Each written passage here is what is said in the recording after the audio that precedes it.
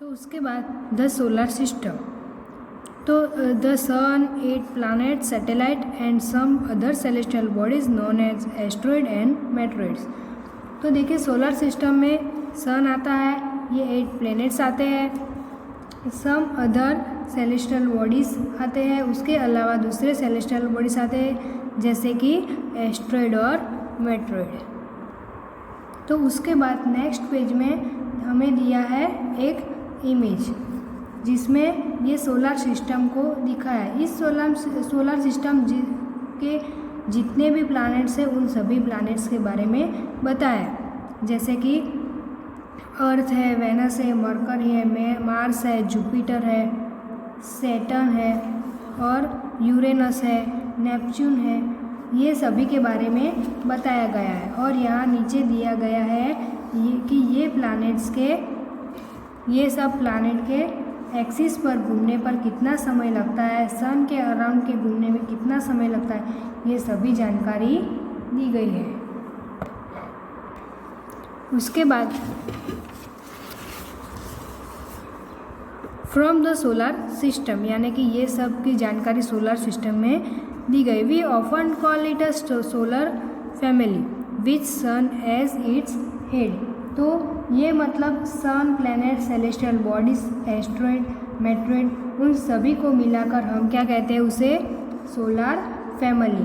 और इन सब का हेड कौन है, सन है। तो हम सन के बारे में देखेंगे। तो उसके बाद हम सन के बारे में जानेंगे। The sun is in the centre of the solar system. तो देखिए सन हमारे सोलर सिस्टम के क्या है, सेंटर में। It is hot and made up to extremely hot gases. It provides the pulling force that bind the solar system. तो यानी हमारा ये जो सोलर सिस्टम है उसमें जो हेड है वो सन, वो हॉट गैसेस से मिलकर बनता है और वो हमें पुलिंग फोर्स प्रोवाइड करता है जो सोलर सिस्टम को बाइंड यानी बांध करके रखता है। The sun is the ultimate source of heat and light for the solar system. यानी ये जो सन है वो हमारे सोलर सिस्टम के लिए अल्टीमेट हीट और लाइट है। तो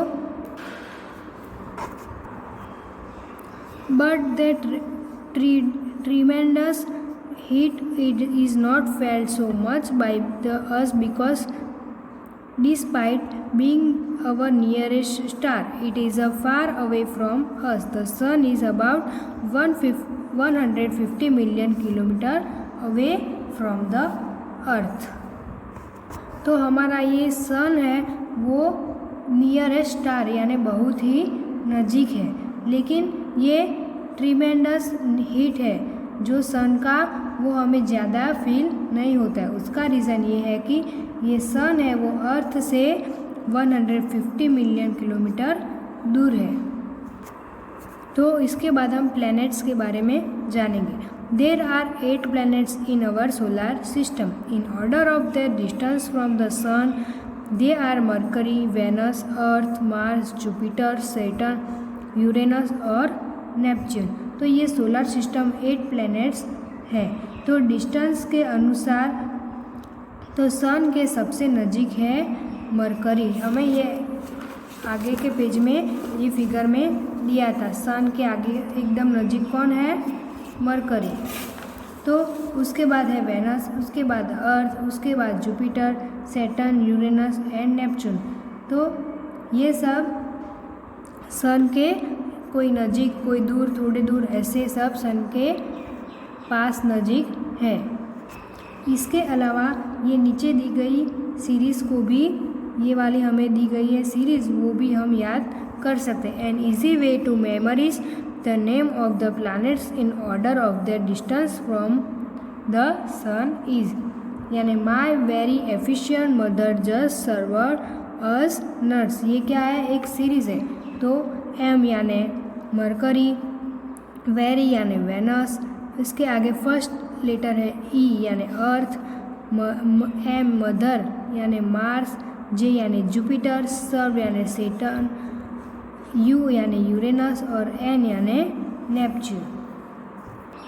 तो उसके बाद all the 8 planets of the solar system move around the sun is a fixed part. These parts are elongated. They are called orbits. Mercury is nearest to the sun. It takes only about 88 days to complete one round along its orbit. Venus is considered as Earth twin because its size and shape are very much similar to that of the Earth.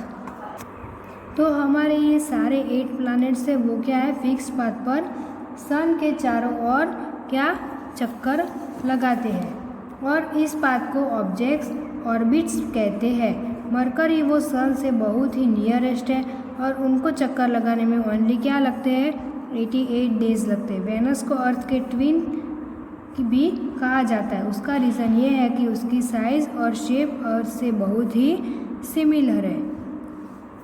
तो till recently August 2006 Pluto was also considered a planet. However, in a meeting of the International Astronomical Union, a decision was taken that Pluto, like other celestial objects discovered in recent past, may be called dwarf planets.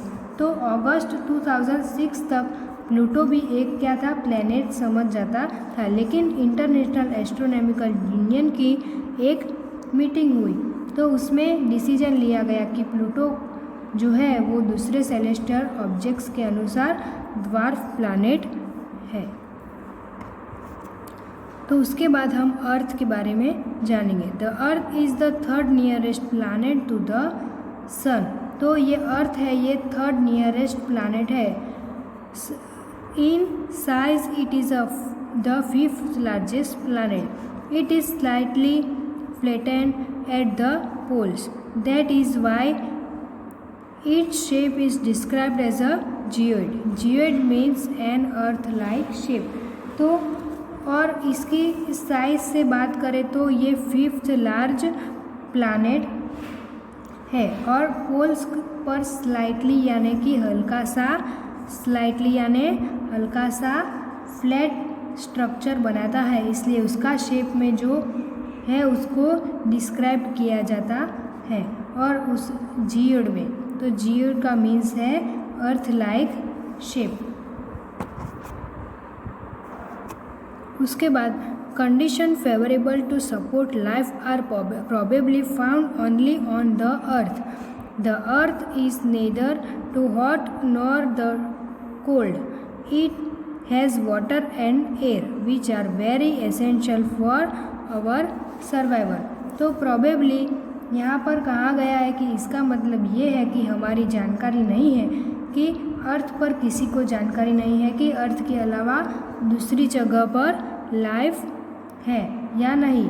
ये हमारा mercury सन से ही बहुत ही नज़दीक है, इसलिए बहुत ही hot planet है. वो सन से मरकरी एकदम नज़दीक है. सन से जो भी चीज़ नज़दीक होती है वो बहुत ही हॉट होती है, इसीलिए ये मरकरी भी बहुत ही नज़दीक है, तो उसे बहुत हॉट प्लैनेट है. और वैसे ही यूरेनस, जुपिटर वही सन से बहुत थोड़े दूर है, इसीलिए उसकी और थोड़ी ठंडी होती है. और अर्थ के पास एयर और वाटर भी होता है, तो वो हमारे सर्वाइवल के लिए बहुत ही एसेंशियल है. उसके बाद the air has life supporting gases like oxygen. Because of those reason the earth is a unique planet in the solar system. तो ये लाइफ सपोर्टिंग गैसेस है, जैसे कि ऑक्सीजन. ये ऑक्सीजन क्या है, लाइफ सपोर्टिंग गैसेस है. तो इस रीज़न की वजह से अर्थ एक तरह का क्या है, यूनिक प्लैनेट है.